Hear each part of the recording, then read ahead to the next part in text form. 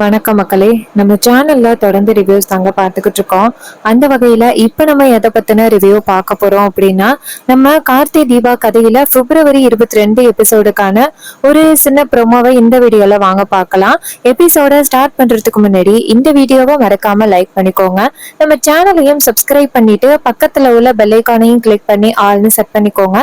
அப்பதாங்க அடுத்த வீடியோஸ் போடும் பொழுது உங்களுக்கு நோட்டிபிகேஷன் வரும், பார்க்கலாம். சரி, வாங்க வீடியோக்குள்ள என்ன நடக்குது அப்படிங்கறத பத்தி பாப்போம். நம்ம மாயா வந்துட்டு டைமண்ட் நெக்லஸ காணோம் அப்படின்னு சொன்னதோட சமயம் வந்துட்டு திட்ட ஆரம்பிக்கிறாங்க. என்னன்னா ரேவதிய பார்த்து, ஏன் ரேவதி, இந்த நெக்லஸ கூட உன்னால ஒழுங்கா பாத்துக்க முடியாதா? அது எவ்வளவு லட்சத்துக்கு போகும், உனக்கு கொஞ்சம் கூட அறிவே இல்லையா அப்படின்னு சொல்லி மாயா தாட்டு போட்டுன்னு திட்ட ஆரம்பிக்கிறாங்க. மாயா அப்படி திட்டுனதை பார்த்துட்டு மகேஷ் ரொம்ப அதிர்ச்சி ஆகுறாரு. என்னடா இது, மாயா இப்படி பேசுறாளே அவசரப்பட்டு அப்படின்னு. அப்ப நம்ம ரேவதிக்கு ரொம்ப அதிர்ச்சி. என்ன இது, மாயா இத்தனை நாளும் அமைதியா இருந்தாங்க, ஒரு நெக்லஸ காணும் அப்படிங்கறதுக்காக இப்படி பேசுறாங்க அப்படின்னு. மாயா சொல்றாங்க, என்ன ரேவதி திரு திருன்னு முழிச்சுக்கிட்டு இருக்க, அந்த நெக்லஸ் எங்க இருக்குன்னு பாரு, கொஞ்சம் கூட அறிவே இல்லாம நின்னுகிட்டு இருக்க அப்படின்னு சொல்லி எல்லாம் பேசுறாங்க.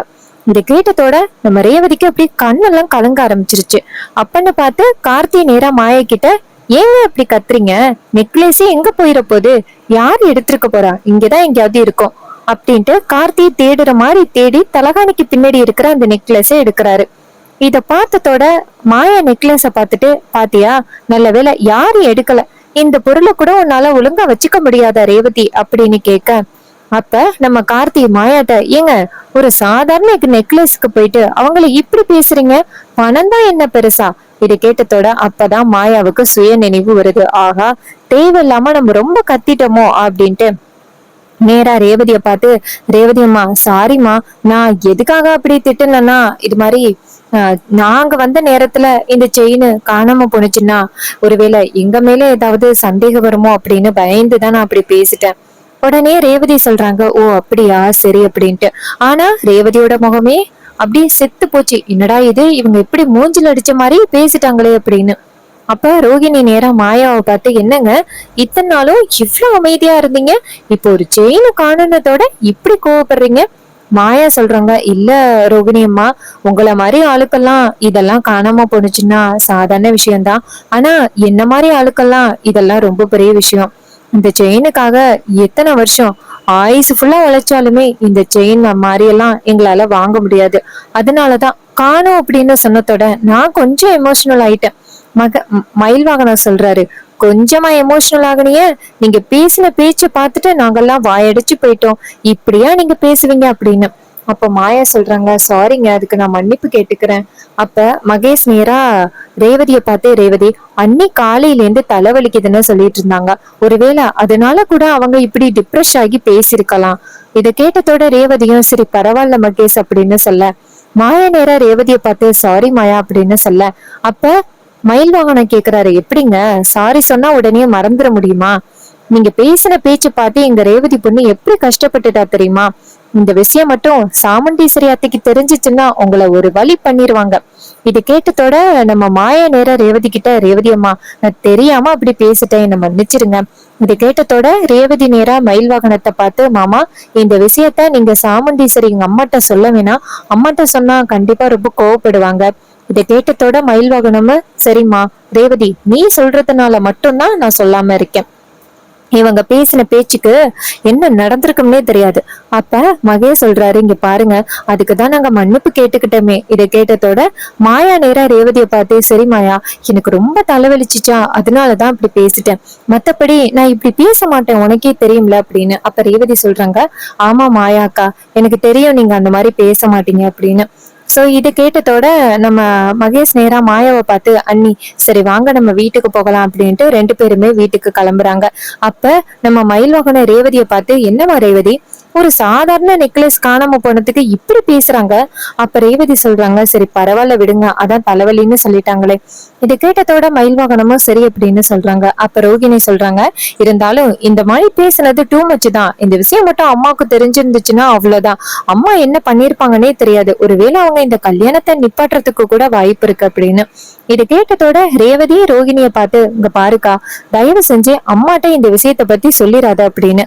இது கேட்டதோட ரோகிணியோ, சரி ரேவதி, உனக்காக நான் சொல்லல அப்படின்னு. அதுக்கப்புறம் சந்திரா இதையெல்லாம் பார்த்துட்டு என்ன யோசிக்கிறாங்கன்னா, ரேவதிக்கும் மகேஷுக்கும் கல்யாணம் ஆகுறதுக்கு முன்னாடியே இந்த மாயா இப்படி எல்லாம் பேசுறா, அது சரி, அப்ப ரேவதி சரியான குடும்பத்துக்கிட்ட தான் சிக்கிருக்கா அப்படின்னு சந்திரா சந்தோஷப்படுறாங்க. அப்புறமா கார்த்தி இதையெல்லாம் பார்த்துட்டு என்ன நினைக்கிறாருன்னா, சாதாரண ஒரு நெக்லஸ மறைச்சப்பே இவங்க கோவம் எப்படி வெளியில வருது, சோ கண்டிப்பா இவங்களை சுலபமா இவங்களை கோவப்படுத்தி இவங்க எப்படிப்பட்ட கேடி அப்படிங்கறத நிரூபிச்சிடலாம் போலயே அப்படின்னு கார்த்தி புது பிளான் போடுறாரு. அப்புறமா மயில் வாகனம் நேரா கார்த்தி கிட்ட வந்துட்டு, பாத்தியாப்பா அந்த பொம்பளை எப்படி பேசுறத, நம்ம நினைச்ச மாதிரி சாதாரண ஆள் கிடையாது போலயாவ அப்படின்னு கார்த்தி சொல்றாரு. ஆமா, அவங்க ரேவதி எப்படி பேசினதோட எனக்கு டென்ஷன் ஆயிட்டு, இருந்தாலும் பரவாயில்ல, அவங்கள பத்தின உண்மைகளை ரேவதி தெரிஞ்சுக்கணும்ல, அதனாலதான் நான் அமைதியா இருந்தேன் அப்படின்னு மயில் வாகனம் சொல்றாரு. இங்க பாருப்பா, அந்த நேரத்துல நான் பொங்கி எழுந்திருப்பேன், உனக்காக தான்ப்பா நான் அமைதியா இருந்தேன். அப்ப கார்த்தி சொல்றாரு, சரி சரி, பொங்கி எழுந்தது சரி, போங்க போயிட்டு வேலையை பாருங்க. உடனே மயில் வாகனமும், என்ன பொங்கி எல்லாம் விட மாட்டிய அப்படின்னு சொல்லிட்டு அந்த இடத்துல இருந்து போறாரு. அப்ப ரேவதி ரூமுல போய் உட்காந்துட்டு ரொம்ப கவலையா உட்காந்துருக்காங்க. அந்த மாயா பேசுனாங்கல்ல, அதையும் அவங்க மண்டக்குள்ள திரும்பி திரும்பி ஓடிக்கிட்டு இருக்கு. என்னடா இது இப்படி டக்குன்னு எடுத்தெறிஞ்சு பேசிட்டாங்களே, கொஞ்சம் கூட யோசனை பண்ணாம ஒரு சாதாரண நெக்லஸுக்காக இப்படி பேசிட்டாங்களே அப்படின்ட்டு ரொம்ப கவலைப்பட்டுக்கிட்டு உட்காந்துருக்காங்க ரேவதி. அப்பதாங்க நம்ம சந்திரா வராங்க. சந்திரா நேரா ரேவதியை பார்த்து, ரேவதி என்னாச்சு அப்படின்னு கேட்க, ரேவதி சொல்றாங்க, இல்ல சித்தி, ஒரு சாதாரண நெக்லஸ் காணாம போனதுக்கு அவங்க எப்படி பேசுறாங்க, அதான் அதுக்கு நம்ம சந்திரா சொல்றாங்க, நீ ஏன் ரேவதி அதை கோவமா எடுத்துக்கிற, அது ஒரு கேரிங்கா எடுத்துக்க. ஏன்னா நீனே சொல்லு, அந்த நெக்லஸ் எத்தனை கோடிக்கு போகும், அதை போயிட்டு திடீர்னு காணும்னு சொன்னா அவங்களுக்கு கோவம் தானே வரும். அதையே நீ கோவம்னு எடுத்துக்கிற, அது ஒரு பாசம்னு எடுத்துக்க. நீ பொறுப்பா இருக்கணும்னு அவங்க சொல்லியிருக்காங்க, என்ன கொஞ்சம் கடுமையா பேசிட்டாங்க, அவ்வளவுதானே. இது கேட்டதோட ரேவதியும் சரி அப்படின்னு சொல்றாங்க. அப்ப ரேவதி நேரா சித்தி கிட்ட, சித்தி நான் கொஞ்சம் குழப்பத்துல இருந்தேன், நல்ல வேளை நீங்க தெளிவுபடுத்திட்டீங்க அப்படின்னு. இது கேட்டதோட சந்திராவும் சரி அப்படின்னு சொல்லிட்டு வெளியில வராங்க. அப்ப சந்திரா என்ன நினைக்கிறாங்கன்னா, நல்ல வேளை, ஒருவேளை அந்த மாயா அப்படி பேசுறா அப்படிங்கறதுக்காக கல்யாணத்தை நிப்பாட்டாம விட்டாலே, நல்ல வேளை நம்ம போயிட்டு அவ மனச மறுபடியும் குழப்பி விட்டுட்டோம் அப்படின்னு சந்தோஷப்படுறாங்க சந்திரா. அதுக்கப்புறம் அந்த மாயாவையும் மகேஷையும் காமிக்கிறாங்க. மாயா வீட்டுக்கு போனதோட செம்ம கோவப்படுறாங்க. மகேஷ் நேரா மாயா கிட்ட, மாயா உனக்கு அறிவே இல்லையா, அவகிட்ட போயிட்டு அப்படி குரல் உயர்த்தி பேசுற, அவளை எப்படி திட்டுன தெரியுமா, கொஞ்ச நேரத்துல நான் பயந்தே போயிட்டேன், உன்னை கண்ட்ரோலே பண்ண முடியல. அதுக்கு மாயா சொல்றாங்க, இங்க பாரு மகேஷ், அந்த நெக்லஸ பாத்தியா, கிட்டத்தட்ட 5-6 கோடிக்கு போகும், அந்த நெக்லஸ காணும் அப்படின்னு சொன்னா இப்படி இருக்கும், அதனாலதான் நான் டக்குன்னு கோவப்பட்டுட்டேன். அப்ப மகேஷ் சொல்றாரு, இங்க பாரு மாயா, நீ தயவு செஞ்சு கோவப்படாத, சாதாரண ஒரு 5-6 கோடிக்கு நீ பயந்தியன்னா கோவப்பட்டியன்னா அப்புறம் அதுக்கப்புறம் ரேவதி பேர்ல இருக்கிற பல லட்சம் கோடி யாருக்கு போகும். இதை கேட்டதோட மாயா சொல்றாங்க, ஆமா மகேஷ், நான் தெரியாதனமா ரொம்ப கோவப்பட்டுட்டேன், கவனிச்சியா அந்த டிரைவரை, கரெக்டா அந்த செயின் எங்க ஒளிச்சிருந்துச்சோ அதை கரெக்டா எடுத்தான், எனக்கு என்னமோ நம்ம மாட்டி விடுறதுக்காகவே அவன் இப்படி பண்ணிருப்பான்னு தோணுது. அப்ப மகேஷ் சொல்றாரு, கண்டிப்பா மாயா, ஏன்னா யாருமே வந்துட்டு அந்த செயினை தேடல, டக்குன்னு அந்த டிரைவர் தலகாணிக்கு பின்னாடி அந்த நெக்லஸ் இருக்குன்னு எடுத்து கொடுத்தான், அப்ப அவன் தான் வேணுக்கும்னு எடுத்து ஒளிச்சு வச்சிருக்கு, நம்ம கோபத்தை தூண்டி நம்மள வந்துட்டு ரேவதி கிட்ட கெட்ட பேர் வாங்க வைக்கிறதுக்காக இப்படி பண்ணிருக்கான். இதை கேட்டதோட மாயா சொல்றாங்க, ஓ இவ்வளவு பிளான் பண்ணிட்டானா, தேவையில்லாம நானும் கோவப்பட்டுட்டேன், கொஞ்சம் பொறுமையா இருந்திருக்கலாம். இங்க பாரு மகேஷ், ரேவதிய ஏமாத்துறது ரொம்ப சுலபமான விஷயம், இப்ப கோவப்பட்டாலும் அதுக்கப்புறமா ரேவதி கிட்ட சாதகமா ஏதாவது பேசினா ரேவதி நம்ம பக்கம் சாஞ்சிருவா, சோ அதனால எந்த பிரச்சனையும் இல்ல. ஆனா இந்த டிரைவர் அவன் எப்படி நம்மள மாட்டி விடுறதுக்கு இந்த மாதிரி ஒரு பிளான் பண்ணிருக்கலாம், அவனை விடக்கூடாது. இங்க பாரு மகேஷ், நான் உன்கிட்ட ஒரு பிளான் சொல்றேன், அதை ஒர்க் அவுட் பண்ணணும். மகேஷ் கேக்குறாரு, சொல்லு மாயா. மாயா சொல்றாங்க, இங்க பாரு, நீ என்ன பண்றன்னா, நேரா அந்த ரேவதி இருக்கால அவளை கூட்டிக்கிட்டு அந்த தீபான்னு ஏதோ ஒரு குட்டிச்சாத்தானா வளர்க்குறாங்கல்ல, அத போய் பாக்கணும்னு சொல்லி ரேவதிய அழைச்சிட்டு போயிட்டு அந்த குட்டி பாப்பா கிட்ட நீ ரொம்ப க்ளோஸா பழகு, அந்த குட்டி பாப்பா நீ தான் வேணும் அப்படின்னு சொல்லி அடம் பிடிக்கணும். இது கேட்டதோட மகேஷ் சொல்றாரு, எனக்கு சின்ன பிள்ளைங்களை பார்த்தாலே எனக்கு சுத்தமா பிடிக்காது மாயா. மாயா சொல்றாங்க, இங்க பாரு, பல கோடி சொத்துடா, ஞாபகம் வச்சுக்க, இப்ப வேற நான் ரேவதி கிட்ட ஒரு மாதிரி பேசிட்டேன், இதனால ரேவதி கண்டிப்பா ஒரு குழப்பத்துல இருப்பா, அதனால நீ கண்டிப்பா அவளை ஓன் பக்கம் இழுக்கணும் அப்படின்னா இதெல்லாம் பண்ணிதான் ஆகணும் அப்படின்னு. இதை கேட்டதோட மகேஷும் சரி நான் ட்ரை பண்றேன் அப்படின்னு மகேஷ் சொல்றாங்க. என்னடா ட்ரை பண்ற, நேராமா ரேவதிக்கு போன் பண்ணுடா. மகேஷும் சரி அப்படின்னு சொல்லிட்டு நேரா ரேவதிக்கு போன் பண்றாங்க. ரேவதி போனை பார்த்துட்டு அப்படியே கட் பண்ணி வைக்கிறாங்க. மகேஷ் மாயா கிட்ட, ஐயோ என்ன மாயா இது, போனை கட் பண்ணி வைக்கிறா, ஒருவேளை கல்யாணத்தை கேன்சல் பண்ணிடுவாளோ. அப்ப மாயா சொல்றாங்க, இங்க பாரு என்ன நடந்தாலும் சரி இந்த கல்யாணத்தை மட்டும் கேன்சல் பண்ண விடக்கூடாது, நீ போனடி அப்படின்னு சொன்னதோட நம்ம மகேஷும் சரி அப்படின்னு சொல்லிட்டு நேரா மறுபடியும் ரேவதிக்கு போன் பண்றாங்க.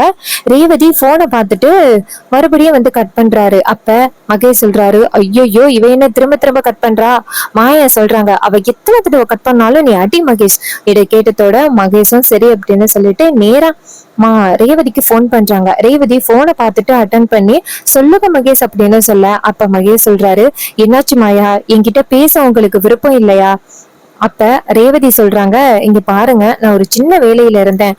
அப்ப மகேஷ் சொல்றாரு, ரேவதி நான் உங்ககிட்ட ஒரு முக்கியமான விஷயம் சொல்றதுக்காக போன் பண்ணேன். ரேவதி கேக்குறாங்க, என்ன முக்கியமான விஷயம் சொல்ல போறீங்க. அப்ப மகேஷ் சொல்றாங்க, இல்ல அந்த குட்டி பாப்பா தீபாவை வளர்க்குறேன்னு சொன்னீங்கல்ல, நீங்க சொன்னதுல இருந்து அந்த குட்டி பாப்பாவை பாக்கணும் அப்படின்னு எனக்கு ரொம்பவே ஆசையா இருக்கு. அந்த குட்டி பாப்பா கிட்ட என்ன கூட்டிட்டு போறீங்களா. இப்பையில இருந்து பழகினாதானா அதுக்கப்புறம் அடாப்ட் பண்ண போது அந்த பொண்ணு என்கிட்ட ரொம்ப க்ளோஸா இருப்பா. மகேஷ் அப்படி சொன்னதோட ரேவதி சொல்றாங்க, ஆமா மகேஷ், கல்யாணம் ஆன பிறகு உங்களை திடீர்னு அவ அப்பாவா ஏத்துக்கிறது ரொம்ப கஷ்டம் தானே. சரி ஓகே நான் உங்களை கூட்டிட்டு போறேன் அப்படின்னு. இதை கேட்டதோட மகேஷ் நேரா ரேவதி கிட்ட, இங்க பாரு ரேவதி, நீ மட்டும் வா, நம்ம 2 பேரும் ஆட்டோவிலேயே போயிட்டு வருவோம், தேவையில்லாம அந்த டிரைவரை எல்லாம் கூப்பிடணும்னு அவசியம் வேண்டாம். அப்ப ரேவதி கேக்குறாங்க, என்ன சொல்றீங்க அப்படின்னு. ஸோ அதுக்கு அந்த கார்த்தி அந்த மகேஷ் சொல்றாரு, இல்ல அந்த டிரைவர் வந்தானா நமக்குள்ள கொஞ்சம் டிஸ்டர்பன்ஸா இருக்கும். நீங்களே சொல்லுங்க, உங்களுக்கே எனக்கும் கல்யாணம் ஆக போகுது, உங்களை எனக்கு ரொம்ப பிடிச்சிருக்கு, அவன் இடையில வந்தா எனக்கும் கொஞ்சம் பொசசிவா இருக்கும்ல, சோ அதனாலதான் சொல்றேன், அவனை நீங்க கூட்டிட்டு வராதிங்க. இது கேட்டதோட ரேவதி சொல்றாங்க, ஓ அப்படியா மகேஷ், சரி ஓகே நான் அவரை கூட்டிட்டு வரல, நான் எப்பவுமே தீபாவை பார்க்க போகும் பொழுது நான் யாரையுமே கூட்டிட்டு போறது கிடையாது, சோ அதனால நான் ஆட்டோல வரேன். இது கேட்டதோட மகேஷும் சரிம்மா சரி ரேவதி அப்படின்னு சொல்லிட்டு போனை கட் பண்றாங்க. மாயா கேக்குறாங்க, என்னாச்சுடா. மகேஷ் சொல்றாரு, எப்படியோ அவளை காம்ப்ரமைஸ் பண்ணிட்டேன். அப்ப மாயா சொல்றாங்க, இங்க பாரு அந்த குட்டிச்சாத்தான்ட்ட போயிட்டு நீ தேவையில்லாம திட்டு வாங்கிறாத, அந்த பிள்ளைய அடிச்சிடாத, நல்லபடியா பேசு, அப்பதான் அந்த பிள்ளைய கைக்குள்ள போட்டுக்கிட்டாதான் ரேவதிய கைக்குள்ள போட்டுக்க முடியும். இதை கேட்டதோட மகேஷும் சரி நான் பாத்துக்கிறேன் அப்படின்னு சொல்லிட்டு நேரா கிளம்புறாரு. இன்னொரு பக்கம் மாயா என்ன பண்றாங்கன்னா, அந்த டிரைவருக்கு எவ்வளவு தைரியம் இருந்தா இப்படி மாட்டி விட நினைப்பான், ஃபர்ஸ்ட் அவரை யாருன்னு கண்டுபிடிக்கணும் அப்படின்ட்டு மாயா என்ன பண்றாங்கன்னா, நேரா அந்த டிரைவர் இருக்காருல அங்க வீட்டுக்கு வராங்க. வந்துட்டு அந்த டிரைவரோட போனுக்கு டக்குன்னு மாயா அன்னோன் நம்பர்ல இருந்து போன் பண்றாங்க. போன் பண்ணி, ஹலோ இது மாதிரி நான் உன் தாத்தா வீட்டுக்கு பக்கத்து வீட்டுல இருந்து பேசுறேன், திடீர்னு உன் தாத்தாக்கு உடம்பு சரியில்லை, சீக்கிரம் வாப்பா அப்படின்னு சொல்லிட்டு போனை கட் பண்ணிடுறாங்க மாயா.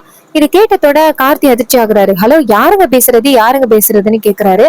ஆனா போன் கட் ஆயிட்டு. அப்ப நம்ம கார்த்தி என்ன பண்றாருன்னா, என்னாச்சுன்னு தெரியலையே அப்படின்ட்டு மறுபடியும் கூட போன் அடிச்சு பார்க்காம கார்த்தி நேரா கார் எடுத்துட்டு கிளம்புறாரு. அப்ப மாயா நினைக்கிறாங்க, ஆஹா அப்ப கண்டிப்பா இவனுக்கு தாத்தான்னு ஒருத்தவங்க இருக்காங்க அப்படின்ட்டு மாயா ஆட்டோல கார்த்தியோட காரை ஃபாலோ பண்றாங்க. கார்த்தி நேரா ராஜ சேதுபதியோட வீட்டுக்கு போறாங்க. அங்க போயிட்டு நேரா ராஜ சேதுபதி வீட்டுக்குள்ள போயிட்டு அவங்க தாத்தாவை பாக்குறாங்க. அப்ப நம்ம கார்த்தி அவங்க தாத்தாவை பார்த்துட்டு ஷாக் ஆகுறாரு. ஏன்னா அவங்க தாத்தா நல்லாதான் இருக்காங்க. கார்த்தி நேரா போயிட்டு அவங்க தாத்தாவை பார்க்க, ராஜ சேதுபதி கார்த்தியை பார்த்ததோட, கார்த்தி வாப்பா உனக்கு தான்ப்பா காத்துக்கிட்டு இருந்தேன். கார்த்தி சொல்றாரு, தாத்தா சும்மாதான் தாத்தா உங்களை பார்க்க வந்தேன். ராஜ சேதுபதி சொல்றாரு, ஏப்பா ஒரே பதட்டமா இருக்க, என்ன ஆச்சு அப்படின்னு. கார்த்தி சொல்றாரு, தாத்தா இது மாதிரி உங்களுக்கு உடம்பு சரியில்லை அப்படின்ட்டு ஏதோ அன்னோன் நம்பர்ல இருந்து எனக்கு கால் வந்துச்சு, நான் ரொம்ப பயந்து போயிட்டேன், உங்களுக்கு ஏதோ ஆபத்து அப்படின்னு, வந்து பார்த்தா நீங்க நல்லாதான் இருக்கீங்க அப்படின்னு. பரமேஸ்வரி சொல்றாங்க, என்னப்பா கார்த்தி சொல்ற, யாருப்பா அது போன் பண்ணிருப்பா. கார்த்தி சொல்றாரு, யாருன்னு தெரியல பாட்டி. இன்னொரு பக்கம் மாயா ஆட்டோவை கொண்டாந்து நிப்பாட்டிட்டு வீட்டை பாக்குறாங்க. பெரிய வீடா இருக்கு. அப்ப பக்கத்துல உள்ளவங்க கிட்ட இது யாரு வீடு அப்படின்னு கேட்க அவங்க சொல்றாங்க, என்னம்மா இந்த வீடு யாரு வீடுன்னு தெரியாதா, ராஜ சேதுபதி ஐயாவோட வீடு. இது கேட்டதோட மாயாவுக்கு ரொம்ப அதிர்ச்சி. அப்ப அவங்க கிட்ட கேக்குறாங்க, இந்த வீட்டுல பேர யாராவது இருக்கானா. அவங்க சொல்றாங்க, ஆமா கார்த்தின்னு ஒரு பையன் இருக்கான், இப்ப கூட வந்தானே. இது கேட்டதோட மாயா சொல்றாங்க, எப்படி இங்கதான் இருக்கானா அவன்? அப்ப அவங்க சொல்றாங்க, ஆமாமா இப்பதாம்மா அந்த தம்பி வந்தாங்க. இது கேட்டதோட மாயாவும் சரி ரொம்ப நன்றிங்க அப்படின்ட்டு வீட்டுக்குள்ள போயிட்டு ஜன்னல் வழியா பாக்குறாங்க. பார்த்தா கார்த்தி, ராஜசேதுபதி, பரமேஸ்வரி எல்லாம் இருக்காங்க. அப்ப ராஜசேதுபதி சொல்றாரு, என்னப்பா கார்த்தி, ஏதாவது சாமுண்டீஸ்வரியோட மனசுல மாற்றம் தெரிஞ்சுச்சா? அப்ப கார்த்தி சொல்றாரு, எங்க தாத்தா இன்னமும் அவங்க கோவத்தோட தான் இருக்காங்க. இது கேட்டதோட மாயாவுக்கு ரொம்ப அதிர்ச்சி. மாயா நினைக்கிறாங்க, அட பாவி, அப்ப நீதான் வந்துட்டு அந்த ராஜசேதுபதியோட பேரனா? யாருக்கும் தெரியாம சாமுண்டீஸ்வரி வீட்டுக்குள்ளேயே வந்துட்டு சாமுண்டீஸ்வரி கிட்ட நல்ல பேர் வாங்கிட்டு இருக்கியா அப்படின்ட்டு மாயா வந்துட்டு ரொம்ப காண்டாகுறாங்க. அப்ப கார்த்தி வந்துட்டு நேரா அவங்க தாத்தாட்ட, சரிங்க தாத்தா, நான் வந்தது யாருக்காவது தெரிஞ்சிச்சுன்னா பிரச்சனை ஆகிரும், சரி நான் வீட்டுக்கு போறேன். பரமேஸ்வரி சொல்றாங்க, ஏப்பா பேராண்டி, என்னப்பா இவ்வளவு சீக்கிரமா வீட்டுக்கு போறேன்னு சொல்ற? இங்க பாரு, இது மாதிரி கொஞ்சம் சாப்பிட்டு போப்பா அப்படின்னு சொல்லிட்டு கார்த்தியை உட்கார வச்சு சாப்பாடு கொடுக்குறாங்க. அப்ப மாயா இத பார்த்துட்டு, அட பாவி, சரியான ஆளுதான், நீ என்னை விட மகா நடிகனா இருப்ப போலயே. சரி, உன்னை பத்தி நான் ரேவதி கிட்ட சொன்னேன்னா அவ உன்னை பத்தி தப்பான அபிப்பிராயத்தை உண்டாக்கிடுவா. சோ இத வச்சே நான் ஈஸியா வந்துட்டு மகேஷுக்கும் ரேவதிக்கும் எந்த தடங்களும் இல்லாம கல்யாணத்தை பண்ணிடலாம் அப்படின்ட்டு மாயா நினைக்கிறாங்க. மாயா நேரா அந்த மகேஷுக்கு போன் பண்றாங்க. மகேஷ் வந்துட்டு நேரா அந்த ஆர்பனேஜுக்கு போயிட்டு இருக்காரு. அப்ப மாயா நேரா மகேஷ்க்கு போன் பண்ணி, மகேஷ் நீ எங்க போனாலும் சரி டக்குன்னு ரேவதி கிட்ட ஏதாவது ஒண்ணு சொல்லி ரேவதியை வீட்டுக்கு கூட்டிட்டு வந்துரு. இது கேட்டதோட மகேஷும் சரி அப்படின்னு சொல்லிட்டு போனை கட் பண்ணி நேரா ரேவதி கிட்ட, ரேவதி கண்டிப்பா இன்னைக்கு அங்க ஆசிரமத்துக்கு போக முடியாது, தீபாவை இன்னொரு நாள் பாத்துக்கலாமா? ஏன்னா அங்க மாயா அன்னைக்கு உடம்பு சரியில்லையா, சீக்கிரம் வீட்டுக்கு போகணும். இது கேட்டதோட ரேவதி சொல்றாங்க, சரி ஓகே, தீபாவை இன்னொரு நாள் போய் பாத்துக்கலாம், அன்னைக்கு அக்காவுக்கு வேற யாரு இருக்கா, யாருமே இல்ல, சரி வாங்க வீட்டுக்கு போகலாம் அப்படின்ட்டு போறாங்க. அங்க போனதோட மாயா நல்லாதான் இருக்காங்க. ரேவதி மகேஷ பார்த்து, என்ன மகேஷ், இது மாதிரி மாயா அக்காவுக்கு உடம்பு சரியில்லைன்னு சொன்னீங்க, நல்லா தானே இருக்காங்க? அப்ப மகேஷ் சொல்றாரு, ரொம்ப முக்கியமான விஷயம் சொல்றதுக்காக தான் இங்க உன்னை கூட்டிட்டு வந்தேன். இது கேட்டதோட நம்ம ரேவதி கேக்குறாங்க, என்ன முக்கியமான விஷயத்த சொல்ல போறீங்க அப்படின்னு. அப்ப மாயா சொல்றாங்க, இங்க பாருங்க போன் அப்படின்னு சொல்லிட்டு போனை காமிக்கிறாங்க. அதுல நம்ம பரமேஸ்வரியும் நம்ம கார்த்தியும் இருக்காங்க. அவங்கள பார்த்துட்டு இவங்க ரெண்டு பேரும் யாரு அப்படின்னு கேட்க, அப்ப ரேவதி கேக்குறாங்க, யார் அது அப்படின்னு. அப்ப இன்னொரு போட்டோவை ஸ்க்ரோல் பண்ணா பரமேஸ்வரி இருக்காங்க. ரேவதி அவங்கள பார்த்துட்டு, பரமேஸ்வரி பாட்டி தானே இவங்க, இவங்களை எங்க நீங்க பாத்தீங்க? அப்ப அந்த மாயா சொல்றாங்க, இங்க பாருங்க, இவங்களோட பேரன் தான் இந்த கார்த்தி, நம்ம வீட்டுல வேலை பார்த்துக்கிட்டு இருக்க டிரைவர். அவன் உன்னை நல்லா ஏமாத்தி உன்னை கல்யாணம் பண்றதுக்காக தான் இவ்வளவு பெரிய பிளான் போட்டு வீட்டுக்குள்ள இருக்கான். ரொம்ப நாளா நான் சொல்லிக்கிட்டே இருந்தேன்னா அவனை பார்த்தா சந்தேகமா இருக்கு அப்படின்னு. கொஞ்சமாவது கேட்டீங்களா ரேவதியம்மா? பாத்தீங்களா அவன் எவ்வளவு பெரிய பிளான் பண்ணி நம்ம வீட்டுக்குள்ள இருக்கான்னு? இந்த விஷயம் மட்டும் சாமுண்டீஸ்வரி மேடம் தெரிஞ்சிச்சுன்னா எவ்வளவு பிரச்சனையாகும். இது கேட்டதோட ரேவதி ரொம்ப அதிர்ச்சி ஆகுறாங்க. ராஜ சேதுபதியோட பேரன் தான் நம்ம வீட்டுல வேலை பார்த்துக்கிட்டு இருக்கிற ராஜாவா அப்படின்னு சொல்லிட்டு நம்ம ரேவதி ரொம்ப ஷாக் ஆகுறாங்க.